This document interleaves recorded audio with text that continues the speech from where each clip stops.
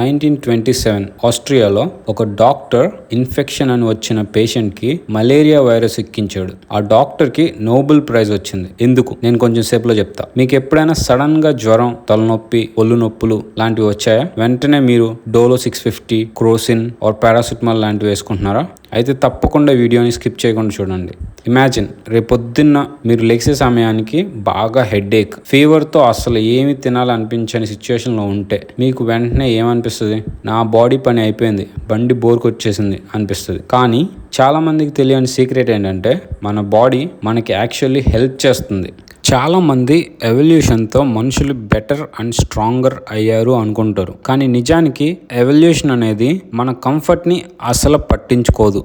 అది ఒక్కటి పట్టించుకుంటుంది, సర్వైవ్ అయ్యి జీన్స్ని నెక్స్ట్ జనరేషన్కి పాస్ చేయాలని. పెయిన్ అనేది సర్వైవల్కి అవసరం అయితే ఎవల్యూషన్ మనకి పెయిన్ ఇస్తుంది, నో డౌట్. మీకు వచ్చిన ఇన్ఫెక్షన్ని పోగొట్టడానికి మీ బాడీ వేడి ఎక్కితే గానీ అది పోద్ది అనుకుంటే నేచర్ మీ బాడీకి ఫీవర్ ఇస్తుంది. మీ గొంతులో ఇరిటేట్ చేసే ఫుడ్ మీరు ఎక్కువ తింటే మీకు థ్రోట్ ఇన్ఫెక్షన్ ఇస్తుంది. మీ ఒంట్లోకి పాయిజన్ ఫుడ్ వెళ్తే అది బ్లడ్లో వెళ్లకుండా ఆపడానికి మీకు వామిటింగ్స్ ఇవ్వాలి అనుకుంటే అది నాసియా ఇస్తుంది. మీ ఇమ్యూన్ సిస్టమ్ ని ఒక దేశం మిలిటరీ లాగా ఇమాజిన్ చేయండి. శత్రువులు అటాక్ చేసినప్పుడు ప్రభుత్వం ప్రతి రోడ్ ఓపెన్ గా ఉండాలి అని ఆలోచించదు, ఎమర్జెన్సీ డిక్లేర్ చేస్తుంది. కొన్ని రోడ్స్ క్లోజ్ చేయాల్సి వస్తే క్లోజ్ చేసేస్తుంది. బిజినెసెస్ కూడా కొంతసేపు ఆగిపోతాయి. అందుబాటులో ఉన్న రిసోర్సెస్ అన్ని శత్రువుల్ని ఎదుర్కోవడానికి రీడైరెక్ట్ చేస్తారు. మన బాడీ కూడా ఇదే పని చేస్తుంది. ఫీవర్ వస్తే మన బాడీ చాలా ఎక్కువ ఎనర్జీని వాడుతుంది. మీ కండరాలు నొప్పి పుడతాయి, ఎందుకంటే ఇమ్యూన్ సిస్టమ్ ఇన్ఫ్లమేటరీ కెమికల్స్ ని రిలీజ్ చేస్తుంది. ఆకలి తగ్గిపోతుంది, ఎందుకంటే డైజెషన్ కి కూడా చాలా ఎనర్జీ కావాలి. ఆ ఎనర్జీ ఇప్పుడు ఇమ్యూన్ సిస్టమ్ కి అవసరమైంది. సింపుల్ గా చెప్పాలంటే మనం డిసీజెస్ సిమ్టమ్స్ అని అనుకుని చాలా లక్షణాలు నిజానికి మన బాడీ డిఫెన్స్ సిస్టమ్ బాగా పనిచేస్తుంది అని చూపించే సంకేతాలు. మెడికల్ హిస్టరీలో చాలా స్ట్రేంజ్ స్టోరీస్ లో ఒకటి ఆస్ట్రియన్ డాక్టర్ జూలియస్ వాగ్నర్ జారిగ్ది. 1900s బిగినింగ్ లో వేల మందికి న్యూరోసిఫిలిస్ అనే డిసీజ్ వచ్చింది. ఇది సిఫిలిస్ యొక్క అడ్వాన్స్ స్టేజ్.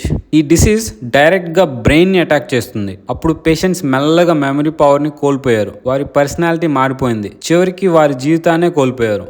ఆ కాలంలో దీనికి ఎఫెక్టివ్ ట్రీట్మెంట్ లేదు. కానీ డాక్టర్స్ ఒక ఆశ్చర్యకరమైన విషయం గమనించారు. కొంతమంది పేషెంట్స్ కి వేరే డిసీజ్ వల్ల చాలా ఎక్కువ ఫీవర్ వచ్చిన తర్వాత వారి కండిషన్ కొంచెం బెటర్ అయింది. అప్పుడు వాగ్నర్ జారిగ్ ఒక హై రిస్క్ తీసుకున్నారు. అది హై రిస్క్ ఎందుకంటే ఇప్పటి స్టాండర్డ్స్ ప్రకారం చాలా ప్రమాదకరమైన నిర్ణయం. ఆయన కావాలనే పేషెంట్స్ కి మలేరియా ఇన్ఫెక్షన్ ఎక్కించాడు. మలేరియా వల్ల మళ్ళీ ఎక్కువ ఫీవర్ వస్తుంది. ఆ హై ఫీవర్ సిఫిలిస్ బ్యాక్టీరియాని బలహీనపరిచిన తర్వాత వాగ్నర్ మలేరియాని ట్రీట్ చేయడం స్టార్ట్ చేశాడు.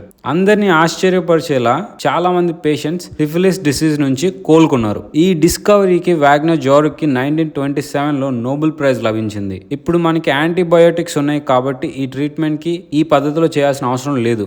కానీ ఈ ఇన్సిడెంట్ ఒక గొప్ప నిజాన్ని నిరూపించింది. కొన్నిసార్లు మన బాడీలో వచ్చే చేంజెస్ చాలా పవర్ఫుల్ మెడిసిన్ గా మారుతాయి. ఈ ప్రిన్సిపల్ బయాలజీ అంతా కనిపిస్తుంది. దగ్గు మన లంగ్స్ లో ఉన్న వైరసెస్ ఇంకా మ్యూకస్ ని బలంగా బయటికి పంపిస్తుంది. వామిటింగ్ వల్ల డేంజరస్ టాక్సిన్స్ బాడీలో అబ్జర్బ్ అవ్వకుండా బయటికి వెళ్ళిపోతాయి. డయేరియా వల్ల డేంజరస్ బ్యాక్టీరియా ఇంటెస్టైన్స్ నుంచి త్వరగా బయటకు వెళ్ళిపోతుంది. పెయిన్ మన బాడీకి వార్నింగ్స్ ఇస్తుంది, ఇంకా ఆ ఇంజ్యూర్డ్ బాడీ పార్ట్ ని వాడకుండా ఆపుతుంది. పర్మనెంట్ డ్యామేజ్ జరగకుండా హెల్ప్ చేస్తుంది. దీనికి పర్ఫెక్ట్ ఎగ్జాంపుల్ ఏంటంటే అలసటకి కూడా ఒక రీజన్ ఉంది. మీరు అన్హెల్తీగా ఉన్నప్పుడు మీ బాడీ మీకు ఎక్కువ నిద్రని కలుగజేస్తుంది, ఎందుకంటే రెస్ట్ సమయంలో ఇమ్యూన్ సిస్టమ్ ఇంకా ఎఫిషియెంట్ గా పనిచేస్తుంది. ఇవన్నీ బాడీ డిజైన్ లో ఉన్న తప్పులు కావు, లక్షల సంవత్సరాలు ఎవల్యూషన్ ద్వారా మన శరీరంలో డెవలప్ అయిన ఎమర్జెన్సీ సర్వైవల్ ప్రోగ్రామ్స్. ఇక్కడే మనకి ఒక డౌట్ రావచ్చు, మన బాడీ డిఫెన్స్ సిస్టమ్స్ అంత యూస్ఫుల్ అయితే మరి కొన్నిసార్లు అవి ఎందుకు డేంజర్గా మారుతాయి? ఎందుకంటే ఎవల్యూషన్ పర్ఫెక్ట్ మిషన్స్ని క్రియేట్ చేయదు. మన పూర్వీకులు సర్వైవ్ అవ్వడానికి సరిపోయే సిస్టమ్స్ని మాత్రమే డెవలప్ చేసింది. కానీ కొన్నిసార్లు ఆ పురాతన సర్వైవల్ ప్రోగ్రామ్స్ తప్పుగా రియాక్ట్ అవుతాయి. అలర్జీస్ దానికి ఒక పర్ఫెక్ట్ ఎగ్జాంపుల్. మన ఇమ్యూన్ సిస్టమ్ పారాసైట్స్ అండ్ ఇంకా చాలా ప్రమాదకరమైన శత్రువులతో పోరాడడానికి ఎవాల్వ్ అయింది. కానీ ఇప్పటి క్లీన్ ఎన్వైరన్మెంట్లో కొన్నిసార్లు హార్మ్లెస్ పోలెన్, పీనట్స్ లేదా చిన్న డస్ట్ ని కూడా ప్రమాదకరమైన శత్రువులుగా పొరపాటుగా మన immune system అనుకుంటది.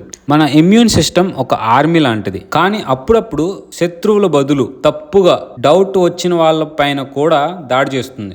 Auto immune diseases దీనికి perfect example. Auto immune diseases వచ్చినప్పుడు మన ఇమ్యూన్ సిస్టమ్ మన సొంత బాడీలో ఉన్న హెల్దీ సెల్స్ మీదే అటాక్ చేయడం స్టార్ట్ చేస్తుంది. ఈ కండిషన్స్ మనకి ఒక ముఖ్యమైన విషయం గుర్తు చేస్తాయి. ఎవల్యూషన్ అంటే ఇంటెలిజెంట్ ప్లానింగ్ కాదు, అది లక్షల సంవత్సరాల ట్రయల్ అండ్ ఎర్రర్ ప్రాసెస్. బలమైన ఇమ్యూన్ సిస్టమ్స్ వల్ల మానవ జాతి ఎన్నో ప్రాణాంతక ఎపిడమిక్స్ నుండి బయటపడింది. కానీ కొన్నిసార్లు అదే శక్తివంతమైన సిస్టమ్ మన మీదనే తిరిగి అటాక్ చేస్తుంది. మీకు ఎప్పుడైనా ఫీవర్, జలుబు, ఒళ్ళు నొప్పులు వస్తే వెంటనే టాబ్లెట్ వేసుకోకండి. వేరే క్వశ్చన్ అడగండి. నా బాడీ నాకేదో చెప్పాలని చూస్తుంది. మన బాడీస్ పర్ఫెక్ట్ కాదు, కొన్ని లక్షల సంవత్సరాల నుంచి ఎవాల్వ్ అవుతున్నాయి. మన తర్వాత కూడా కొన్ని లక్షల సంవత్సరాలు ఎవాల్వ్ అవుతాయి. We are just a speck of dust in this vast universe. Please like, share and subscribe.